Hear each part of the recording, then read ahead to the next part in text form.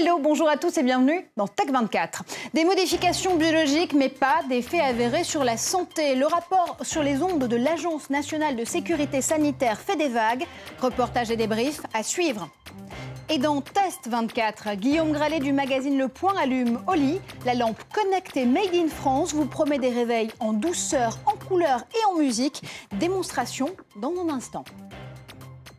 Mais d'abord, limiter la durée de ces appels ou utiliser des oreillettes. Des recommandations de bon sens pour un rapport qui reconnaît les effets biologiques des ondes électromagnétiques sans noter d'effets avérés sur la santé. L'Agence nationale de sécurité sanitaire a enquêté pendant 2 ans avant de remettre ses conclusions. Tout ça pour ça? Réponse en images. Les antennes relais se multiplient. Alors, avec les téléphones portables, nous sommes tous de plus en plus exposés aux ondes électromagnétiques. À peine sorties de l'école, ces fillettes de 10 ans téléphonent. Elles appellent en moyenne 1 demi-heure à 3 heures par jour. Les adolescents, eux, font de même et depuis longtemps. Depuis mon CM2, je crois. Ça remonte parce que je voulais absolument en avoir un et mes parents ont craqué. Et ça peut être des petits appels comme des grands. C'est-à-dire des grands de plus de 2-3 heures? Oui, voilà, même plus des fois. Quand on parle. Et donc, Et vous mettez l'oreillette? Non. Alors, même si les études scientifiques ne montrent pas d'effets avérés sur la santé, l'Agence nationale sanitaire met en garde les gros utilisateurs de portables, ceux qui appellent plus d'1 demi-heure par jour, mais aussi les parents des enfants et adolescents. L'Agence recommande l'utilisation de l'oreillette. Sur les enfants, on manque cruellement d'informations sur les aspects épidémiologiques. On sait que dans le cerveau d'un enfant, il y aura plus d'énergie déposée que dans le cerveau d'un adulte. D'où la question qu'on se pose. Inquiétude ce matin dans cette école du 12e arrondissement de Paris. Des travaux récents de renforcement de l'antenne relais en face ont alerté les parents d'élèves. Ils s'inquiètent parce qu'on ne sait pas, parce que il y a de plus en plus d'études qui prouvent que c'est toxique, mais c'est sur du long terme, c'est pas palpable.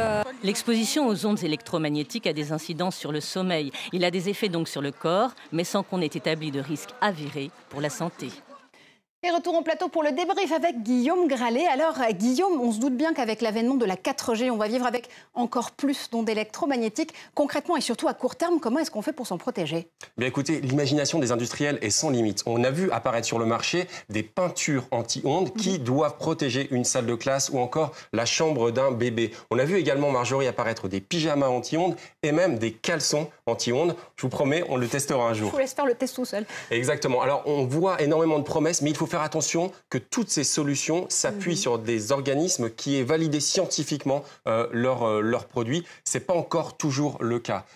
Une start-up française, par contre, qui s'appelle PhaseUp, elle promet, elle a mis au point un patch qui doit permettre de réduire les émissions de DAS. Vous savez, ces fameux débits d'absorption spécifiques qui peut être dangereux. Ça fonctionne comment? Tout simplement, effectivement, Marjorie, en collant ce petit patch sur une coque qui doit être située au dos du téléphone portable.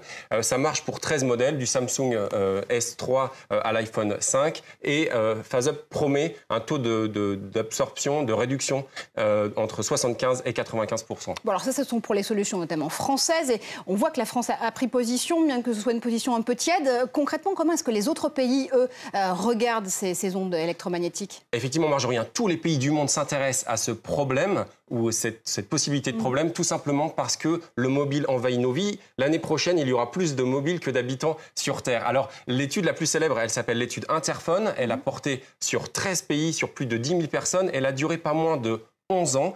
Et là également, comme l'étude française, il n'y a pas de conclusion définitive. L'étude dit qu'il y a possibilité de danger, spécialement faite pour ceux qui utilisent le portable plus de 12 heures par jour. Elle recommande de continuer les recherches et surtout, elle recommande à court terme le principe de précaution.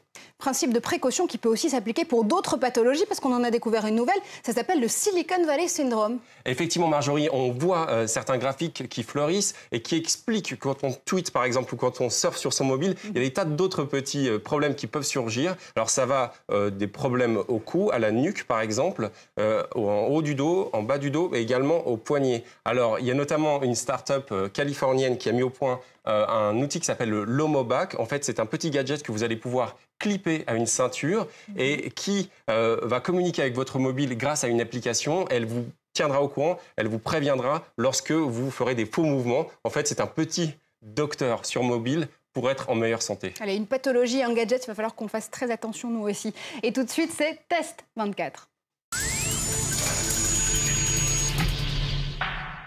Créer l'ambiance lumineuse idéale, c'est la douce promesse d'Oli, une lampe intelligente pilotée par iPhone, iPod ou iPad.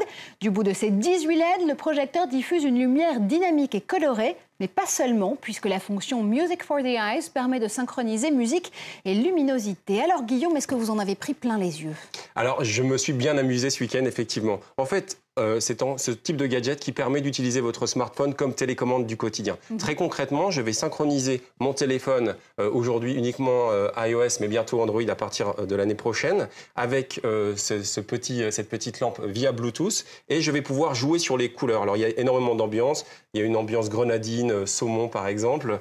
C'est nuancé. Voilà, on va pouvoir bien jouer, on peut s'amuser. On le voit d'autant plus, si on éteint un petit peu les lumières du studio, on va voir que ces différentes diodes, pardon. Ouais. Voilà. On a eu très peur pour la lampe en même temps. Voilà, on va pouvoir jouer un petit peu sur toutes ces différentes ambiances. C'est vraiment bien fichu. Il y en a 50 différentes. Il y en a 50 différentes. Alors, il y a une autre chose qui est vraiment intéressante, parce qu'ici on avait déjà parlé du système U de Philips, c'est qu'on va pouvoir jouer avec de la musique. Par exemple, l'intensité lumineuse va s'adapter. J'avais mis un petit morceau de Schubert tout à l'heure. Et en fait, on va Toujours voir... truite, c'est pour l'ambiance saumonée. Et on voit en fait quelle intensité lumineuse s'adapte au morceau de musique que vous avez joué, et ça peut être intéressant lors d'une soirée par exemple pour créer une petite ambiance. Alors c'est intéressant pour ces raisons-là, mais est-ce qu'il y a d'autres raisons de vraiment se précipiter sur cette lampe qui est made in France, puisqu'elle est conçue par une start-up lyonnaise qui s'appelle 55? Exactement, et bonne chance à cette start-up. Il y a une autre application qui est intéressante, c'est qu'elle permet en fait de vous réveiller en douceur 20 minutes avant l'heure de votre réveil. On va pouvoir avoir une intensité lumineuse qui va croître légèrement, en tout cas sur les couleurs que vous aimez bien. Ce qui est un petit peu dommage, par contre, c'est le fameux câble. On aurait aimé sur un produit de ce design qui va être disponible dans les Apple Store, quelque chose qui soit sans fil. Ça, c'est quelque chose qu'on aurait apprécié. Ceci dit, c'est un produit intéressant et qui est très facile à utiliser. En tout cas, ça a été très vite de mon côté. Disponible à partir de novembre, pour un prix de 199 €, si je ne me trompe pas. C'est ce qui aussi minore un petit peu votre note cette semaine. Exactement, on a salué la facilité d'utilisation, le design qui est joli, mais effectivement, 199 €, on trouve que c'est un petit peu cher, surtout si on va en acheter plusieurs pour bien en profiter dans un salon, par exemple. Merci Guillaume pour toutes ces explications. Vous l'avez compris, c'est presque la fin de cette émission. On se retrouve tout au long de la semaine sur Facebook et sur Twitter avec le hashtag Tech24 pour commenter ensemble l'actualité high-tech. Et on se quitte définitivement, cette fois-ci avec du cinéma à 270 degrés. C'est en Corée du Sud que ça se passe. La plus grande chaîne de cinéma du pays vient de développer ScreenX, une technologie qui projette l'image sur un écran central et 2 parois latérales. Un rêve en immersion pour les spectateurs, mais un cauchemar de l'aveu des réalisateurs. ScreenX oblige à tourner avec 3 caméras simultanément. Restez connectés, on se retrouve très bientôt sur le plateau de Tech24.